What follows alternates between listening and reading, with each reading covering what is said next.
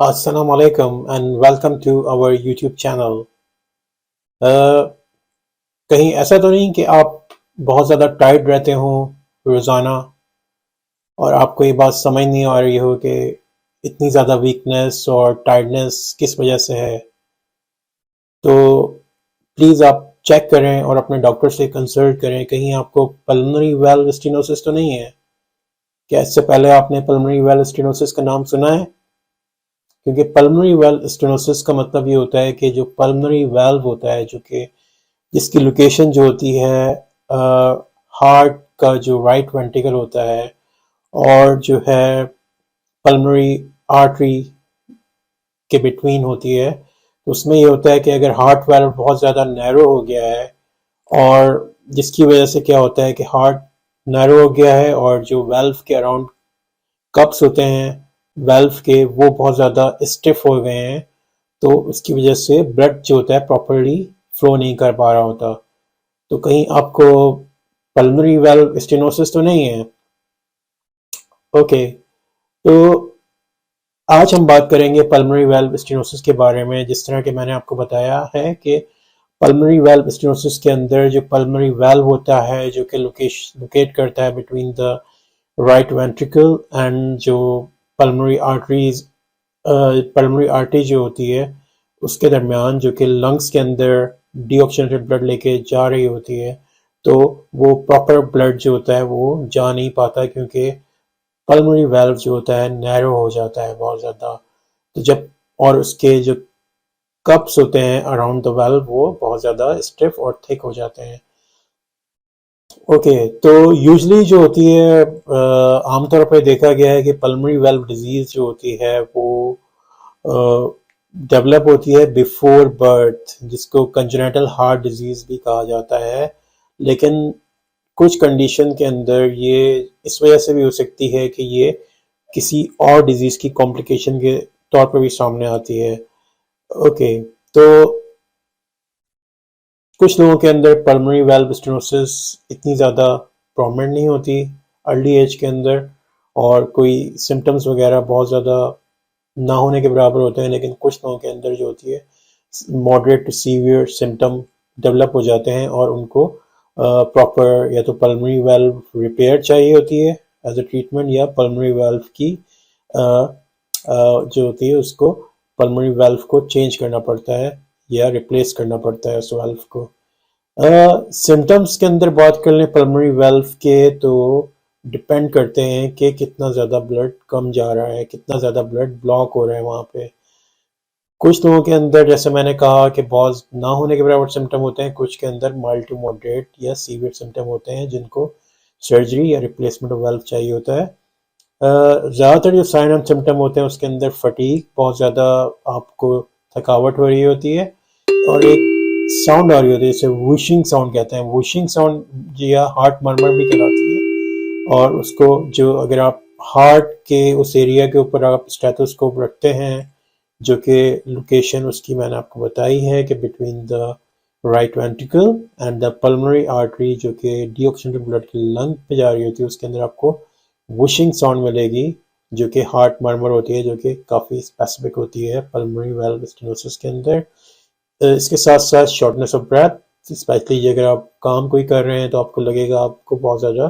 थकावट हो गई है छोटा सा चलने के बाद या कोई काम करने के बाद, या कभी कभी चक्कर भी आते हैं, आपको डिजीनेस सी फील होती है और चेस्ट पेन भी होता है।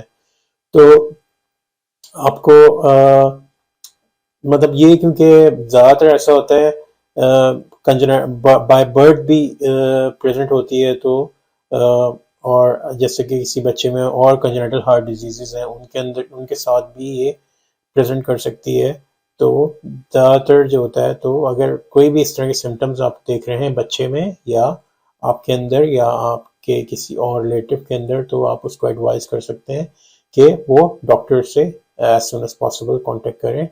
और अपॉइंटमेंट लें। काजेस क्या होते हैं, इसके कॉजेस क्या हैं, मतलब किस वजह से पल्मोनरी वाल्व स्टेनोसिस होती है। जैसा कि आपसे डिस्कस किया अभी कि ज़्यादातर कंजेनिटल हार्ट डिफेक्ट के साथ प्रेजेंट करती है और इसका एग्जैक्ट कॉज जो है वो तो बिल्कुल नहीं पता, लेकिन ये ज़्यादातर ये होता है कि पल्मोनरी वाल्व जो होता है, जब बच्चा जो होता है बिफोर बर्थ के दौरान वो ग्रो कर रहा होता है, मदर के साथ ग्रो कर रहा होता है बिफोर बर्थ, तो पल्मोनरी वाल्व जो होता है उसका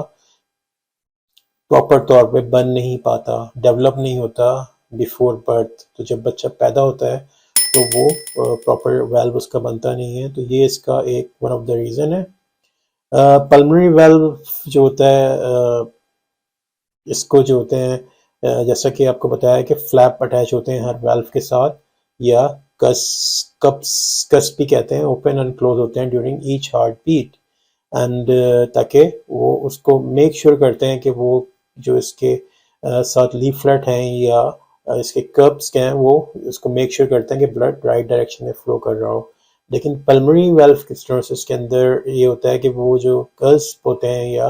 उसके जो लीफलेट होते हैं वो बहुत ज़्यादा स्टिफ या थिक हो जाते हैं, जिसकी वजह से वो जॉइंट हो जाते हैं एक साथ मिल जाते हैं आके, तो वो जो वाल्व होता है पल्मोनरी वाल्व वो प्रॉपरली क्लोज नहीं कर पाता। तो एक जब क्लोज नहीं हो पाता तो उसके अंदर एक प्रॉपरली एक लीकेज होती है वहाँ से, पल्मोनरी वाल्व के अंदर स्मॉल वाल एक और ओपनिंग डेवलप हो जाती है वहाँ पे, और ब्लड के लिए डिफ़िकल्ट होता है टू फ्लो, मतलब राइट वेंट्रिकल से उसको ब्लड को जाना जो होता है पल्मोनरी आर्टरी से लंग्स के दौरान उसको डिफ़िकल्टी होती है, क्योंकि वो वाल्व क्लोज नहीं हो पाता, जिसकी वजह से हार्ट प्रेशर के अंदर से तो राइट वेंट्रिकल जो होता है दोबारा से ब्लड को पुश करता है, लेकिन काफ़ी ज़्यादा उसको प्रेशराइज करना पड़ता है, वेंट्रिकल को सख्त काम करना पड़ता है, जिसकी वजह से उसकी वॉल भी थिक हो जाती है और एक ओपनिंग भी डेवलप हो जाती है जहाँ से लीकेज होती है। इसके अलावा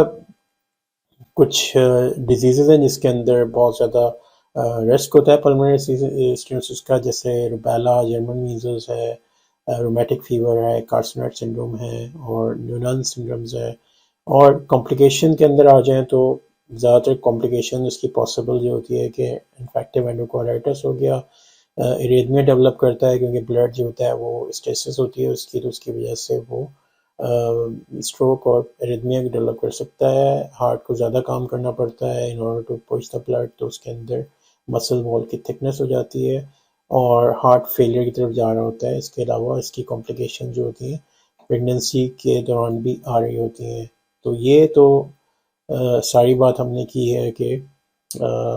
पल्मोनरी स्टेनोसिस के बारे में और उसके कॉजेज़ के बारे में, पल्मोनरी स्टेनोसिस के अंदर किस क्या क्या उसके कॉज होते हैं, रिस्क फैक्टर के बारे में बात कर ली और कॉम्प्लिकेशन के बारे में बात कर ली। अब हम बात कर लेते हैं पल्मोनरी रिगर्जिटेशन के अंदर। पल्मोनरी रिगर्जिटेशन के अंदर क्या होता है कि वो पल्मोनरी वाल्व जो होता है वो उसके अंदर जो होता है वो डेवलप कर लेता है पल्मोनरी हाइपरटेंशन डेवलप हो जाता है। यूजली ये डिजीज़ जो होती है एसिम्प्टोमेटिक होती है, लेकिन प्रेजेंट करती है पीपल के अंदर जो कि उनके अंदर लेफ्ट वेंट्रिकल मतलब एक मरमर सी भी आती है, मरमर अबनॉर्मल हार्ट साउंड होती है जिसके अंदर मतलब उसको डायग्नोज करना होता है। अगर किसी के अंदर कुछ लोगों के अंदर जो होती है लेफ्ट वेंट्रिकुलर मिड सिस्टोलिक मरमर मिलती है तो उनको पल्मोनरी रिगर्जिटेशन की वजह से मिल रही होती है। पल्मोनरी रिगर्जिटेशन के अंदर आपको पता है कि पल्मोनरी वाल्व जो होता है वो प्रॉपरली क्लोज नहीं हो पाता और वो leaking of the heart valve होती है। Inability of pulmonary valve during diastole क्या होता है कि वो क्लोज नहीं पाता, तो पल्मोनरी वाल्व हाइपरटेंशन डेवलप हो जाता है और इसको सेकेंडरी पल्मोनरी हाइपरटेंशन भी कहते हैं। मेन जो मोस्ट इम्पॉर्टेंट कॉज जो होता है इसका सेकेंडरी पल्मोनरी हाइपरटेंशन होता है, लेकिन इसके अलावा जो कॉजेज है उनके अंदर कंजेनिटल हार्ट डिजीज़ भी है, इडियोपैथिक पल्मोनरी आर्टरी डायलेशन है, इन्फेक्टिव एंडोकार्डाइटिस है और इसके अलावा टेट्रोलॉजी ऑफ फैलेट जो कि कंजेनिटल हार्ट डिजीज़ है। रेयर कॉजेज के अंदर जैसे हमने डिस्कस किया कि ये कार्सिनोइड रोमेटिक फीवर है। सीवियर पल्मोनरी रिगर्जिटेशन के अंदर क्या होता है कि पल्मोनरी आर्टरी की डायलेशन हो जाती है और उसके अंदर पल्मोनरी एनुलस प्रेजेंट होता है जो कि ये सारा पल्मोनरी हाइपरटेंशन डेवलप कर रहा होता है।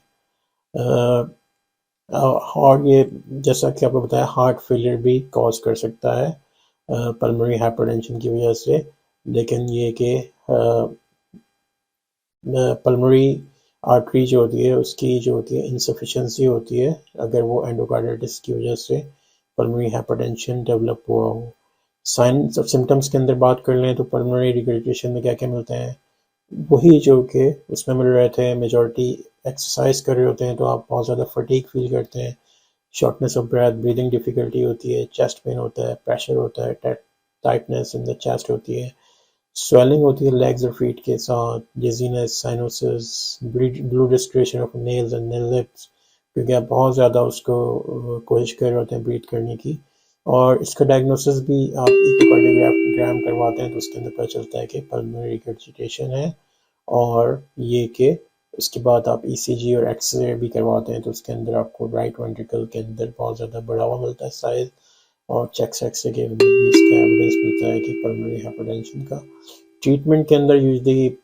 बहुत कम कंडीशन के अंदर पल्मोनरी वाल्व को रिप्लेस करते हैं। यूजली जो होता है पल्मोनरी वाल्व रिप्लेसमेंट जो होती है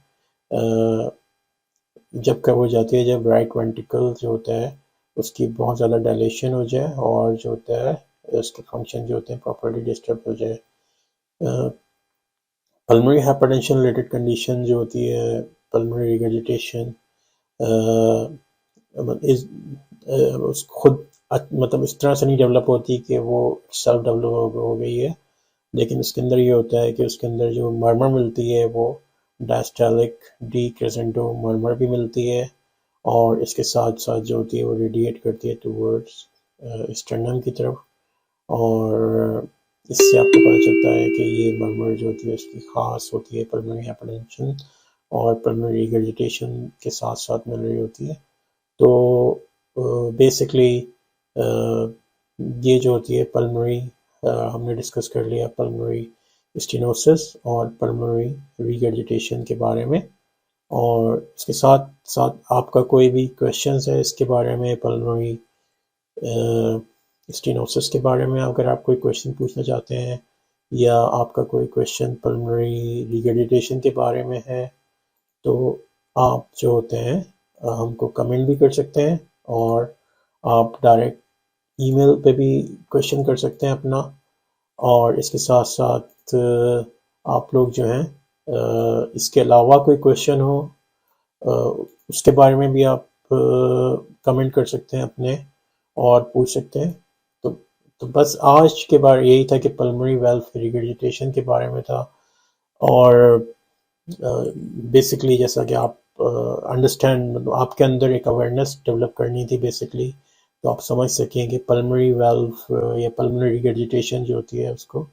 लीकी पल्मोनरी वाल्व भी कहा जाता है, क्योंकि ये वाल्व जो होता है कंट्रोल करता है फ्लो ऑफ ब्लड जो कि राइट वेंट्रिकल से लंग की तरफ जा रहा होता है। लीकी पल्मोनरी वाल्व जो होते हैं वो अलाउ करते हैं blood flow back into the heart chamber before it gets to lungs for oxygen। तो मतलब वो लीक होने की वजह से वापस जो होते हैं वो हार्ट के अंदर आ रहा होता है। तो इसके साथ साथ please keep watching our channel and like and subscribe our channel. Thank you so much.